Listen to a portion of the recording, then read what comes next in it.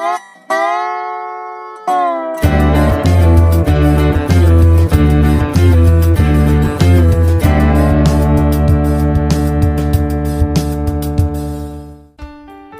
the message, there were two videos that we held sacred. The first was the 1953 video, 20th Century Prophet. And the second was the 1954 video, Deep Calleth to the Deep. These were the only two films available to the public with real-life footage of the prophet. I found this very odd, considering they had video recording equipment. The Branham family even had personal video recording equipment given to them by believers. But 20th Century Prophet was the earliest video footage of the prophet we were allowed to see. The Reverends Leroy and Paul Kopp traveled to Jeffersonville to speak with the prophet, and we could see inside the prophet's home for a glimpse into his personal life. The Reverends Kopp listened as the prophet told his supernatural story. I remember watching in awe as the prophet told about how the pillar of fire came down over his head. This was a story we heard often, both from the prophet's sermons and from our pastors. We were told that it happened during a debate that the prophet was reluctant to attend. He described how that of the many photographs taken by photographers, God only allowed one single photo to be developed. How George Lacy, head of the FBI, came to verify that it was supernatural and sent the photo to Washington, D.C. But how much of these stories were true? Now that I was beginning to see the business side of the Branham campaigns, and knowing the types of men associated with the prophet, I began to wonder, was all of this nothing more than a publicity stunt?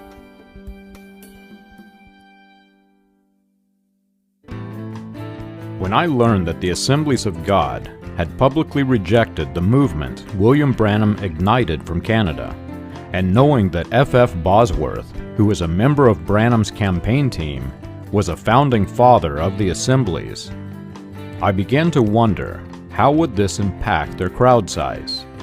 So I began searching for news of Bosworth immediately after latter rain began to spread into the United States. I found an article in the January 1950 issue of the Voice of Healing. The Branham campaign had scheduled a meeting in the Houston area January 10th through 27th. They advertised using scenes from the 1947 healing campaigns at the Kiel Auditorium in St. Louis with Little David and at the Shrine Auditorium in Phoenix, Arizona. Then invited all to attend their Houston meetings in January. On January 24th, the debate was announced in the newspapers. Both sides claimed the other challenged them to the debate. I found it odd that William Branham said that he alone would represent his side. The prophet said that Bosworth could go, but only if he didn't argue. After holding a conference with the other Baptist pastors in the area, Reverend W.E. Best said that he would debate once the challenge was formally issued. I also found it interesting that Reverend Best was concerned for his own safety in a non-argumentative discussion with ministers of the gospel. He told reporters that he might need police protection in the Sam Houston Coliseum. All while William Branham continued to claim that he alone would represent his side. The prophet said that God would not allow any pictures besides his halo to develop. Every one of them was perfect negative.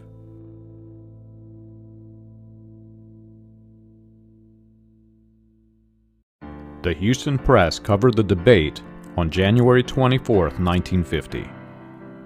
Photographs did develop, and I could see Reverend Best and Reverend Bosworth arguing with each other.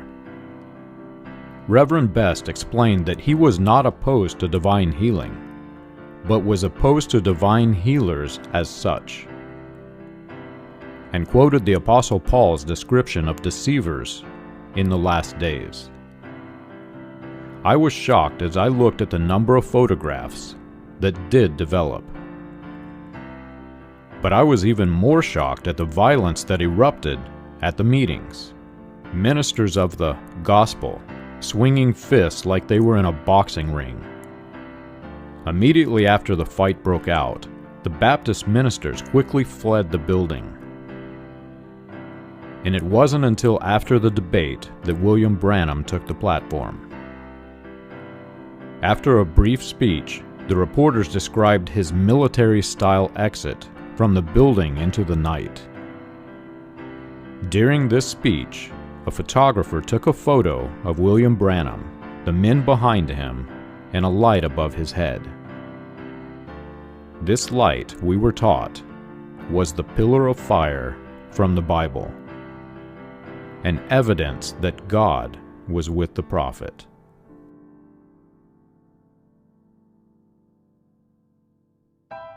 The Sam Houston Coliseum hosted many famous acts, some of which gave us pictures and video to examine. For its time, the lighting was quite advanced. From an NBA basketball game to the legendary John Lennon, Paul McCartney, and the Beatles, the Coliseum's lighting gave the audience a bright view of the stars. Some lights could be turned on and off independently, and arrays of lighting could be positioned in various ways. Watching color in motion in video, one doesn't often notice the lighting. But when the video is paused and cropped and made black and white, photographs taken from the right angle in the Coliseum can be made to look unusual. In today's modern world of technology, we'd think nothing of a photograph like this. But in the days of yesteryear, a photograph with a halo was special. Branham's team began to darken the photographs to remove the men in the background who saw nothing, and later colorized, cropped, and altered the photo to remove surrounding details. Growing up in the Message, I saw these images hang in people's homes and even in churches. There were even those who worshipped the image. Was this light really supernatural? I knew that if shown any other photograph, my first thought would be lighting, not pillar of fire. But I was curious about the rest of the prophet's story. The prophet said that the head of the FBI, George J. Lacy, issued a statement that it was supernatural. In 1921, George J. Lacy was chief of the Identification Bureau of Texas. He became superintendent during a time when black female prisoners were segregated from white. In 1923, Lacy found himself in trouble when he was accused of physical assault. R.V. Hogan claimed that he saw George Lacy beating an African American. Hogan heard the black man beg for mercy as Lacy knocked him down and continued to kick him. Other witnesses described being beaten by Lacy for making whiskey. One witness claimed that Lacy struck his only eye and he was kicked down the stairs while blinded. Lacy was discharged February 15, 1923, after the allegations were confirmed. The board declared, "No man has a right to take advantage of his authority to show brutality towards helpless prisoners." Somehow, Lacy was magically able to bounce back. Newspapers publicized Lacy's work with the Texas fingerprint system, and Lacy opened up a private practice, the Lacy Fingerprint Bureau of Houston. This is not what I pictured when I thought about the head of the FBI. Was Lacy also a member of the Ku Klux Klan? I knew that it was unlikely George Lacy was ever accepted into the FBI after dishonorable discharge. Still, I wanted to know more about the man the prophet used to confirm the supernatural photo. In May of 1934, W. W. Sterling, George J. Lacy, and H. J. Raffin established a non-profit organization for crime detection. W. W. Sterling was Governor Ross S. Sterling's appointed Secretary of State for Texas. The Ku Klux Klan's invasion of public office in Texas has been widely studied since the assassination of President John F. Kennedy. It is well known that police brutality against African Americans was a problem throughout the southern United States.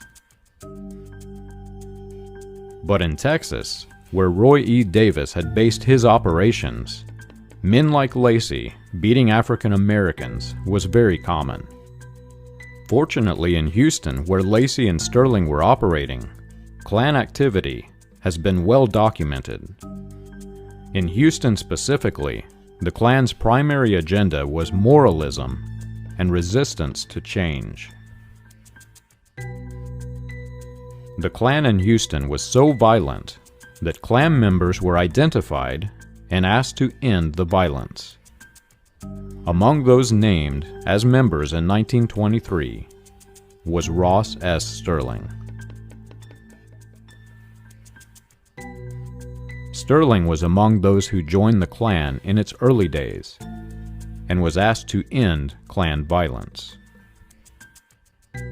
Soon after the organization was established, Lacy was asked to test ballistics in a criminal trial. He was also asked to administer truth serum.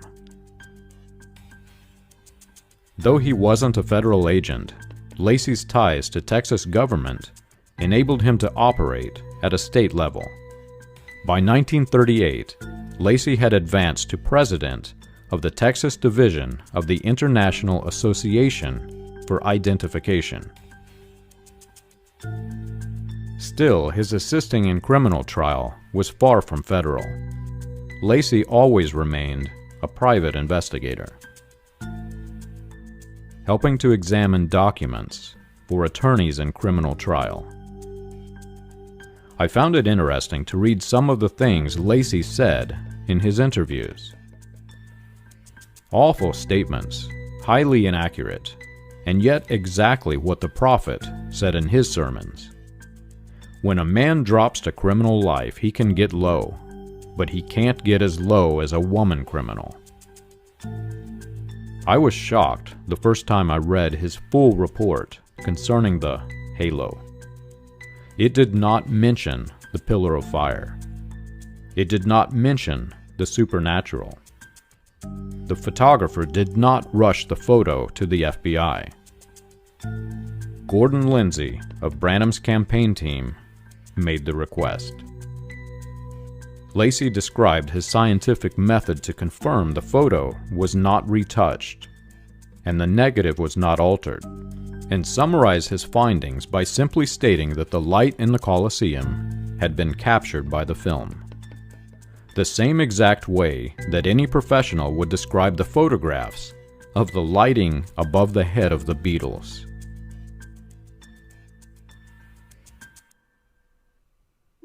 Learning about the ties to the Ku Klux Klan in Houston, Lacy's brutal beating of African Americans, and the publicity gained from the debate and photograph, I suddenly thought back to the Reverend's cop, who also appeared to be helping publicity.